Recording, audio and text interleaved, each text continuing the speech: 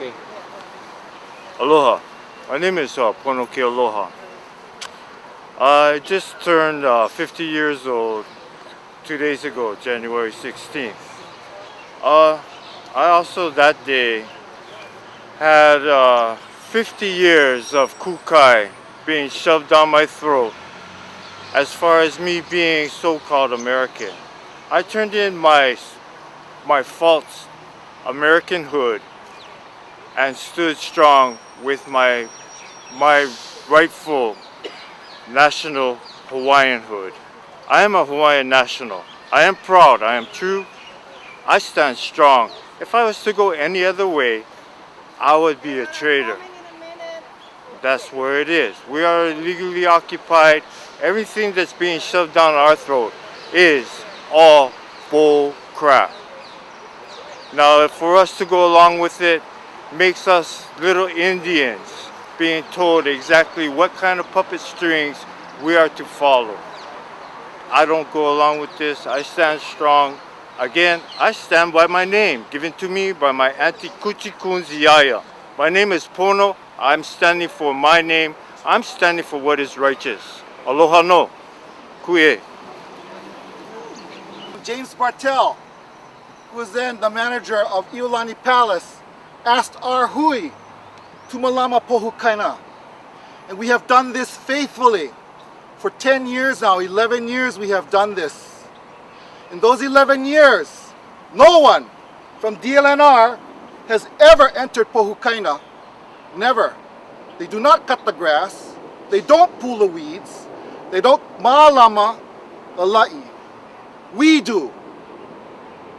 So as far as I'm concerned, we are the authorized ones to enter. Not DLNR. Because they haven't done this since 1998. And we have done this at the request of Friends of Iolani Palace.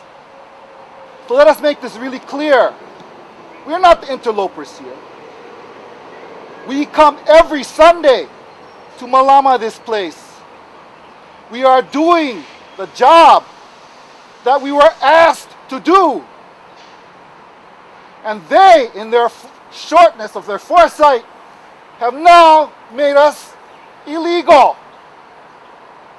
We do not intend to abandon our promise to Jim Bartels. We do not intend to abandon our promise to the Friends of Iolani Palace. We were consecrated by John Lake to do this job. We do not intend to abandon the kupuna inside here. So if they arrest us, so be it. But this is our kuleana. Let no one contest that. Because we didn't have a permit to be here.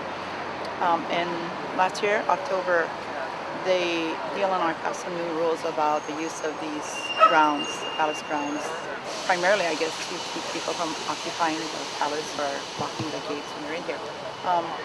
We didn't have a permit, but we did apply for a permit a couple of months ago, and no one ever responded to us. So that shouldn't stop us from doing something we've been doing since the late 70s, 1970s. So we came this morning, DLNR was here already, and we met with them. They gave us a copy of the rules and told us what we could not do, and if we were not in compliance, then they would take action, arrest us or whatever. And so what we had to not do, don't put the flags up, don't enter the burial mound, don't have a sound system, don't put up tents. There was a whole list. And so we had a big discussion with the people who were here about what we should do. And then we asked DLNR to come on over and talk with us about what the sanctions would be. And then we made a decision that we were going to go ahead and move on with it because this is still our cultural practice no matter what. So we did what we did.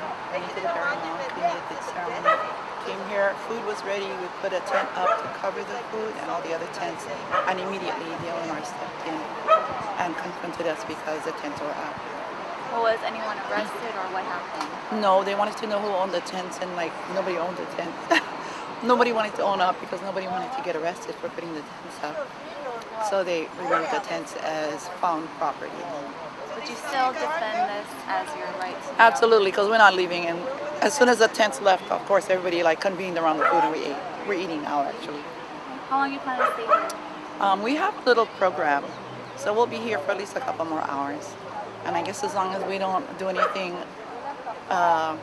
obviously, to push the Illinois, they probably won't come back here. I hope.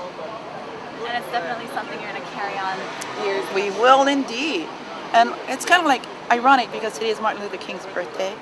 And one of the things that we know about him is that he actually said you need to confront all of this racism and oppression, because if you don't say anything, nothing will change. So in our little subtle way where we're trying to say no, but very, very little, because nobody can afford to get arrested. We all got to go work. So that's what it is. It's like kind of keep it high energy. We do what we do and we're happy in it. And it's not really about getting in your face, because I think anyone here would have if the signal was given. That's not what we're about. We're not going to do that. All right, thanks. All right. Thank you. Thank you.